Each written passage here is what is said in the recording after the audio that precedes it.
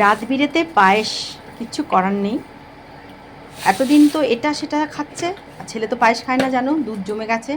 ঘুগনি খেয়ে ছানা খাওয়া যায় না, কে কোথায় কোন ডিকশনারিতে আছে জানি না। মোটামুটি দুধটা বেশ, মানে 1.5 কেজি মতো দুধ ছিলে গেছে আজকে। যেহেতু আজকে মনো চলে গেছে আর মনো এটা প্রেফার করে না, তো আজকে মোটামুটি রাত বিরেতে আমাদের পায়েস বানানো চলছে।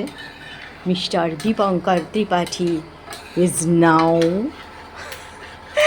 in making kheer and making পায়েস। কটা বাজে জানো? 12:30 না, 12:40, 12:45 বাজতে যায়। কিছু করার নেই। এই যে লাস্ট ফিনিশিংটা সেই দেয়। আমি পুরোপুরি পড়তে থাকি ঠিকই, কিন্তু ফিনিশিং টাচ এটা ওই দেয়। শুভরাত্রি বন্ধুরা, একটু কাছ থেকে দেখাই। এই হচ্ছে ক্ষীর। আমি দেখো নাড়তে নাড়তে চামচটা ফেলে দিয়েছি ভেতরে। কী বকলো, কি বকা খেলাম, হাত থেকে স্লিপ খেয়ে চলে গেছে। আমি কী করবো বলো তো, কী করার আছে। এই হচ্ছে পায়েস,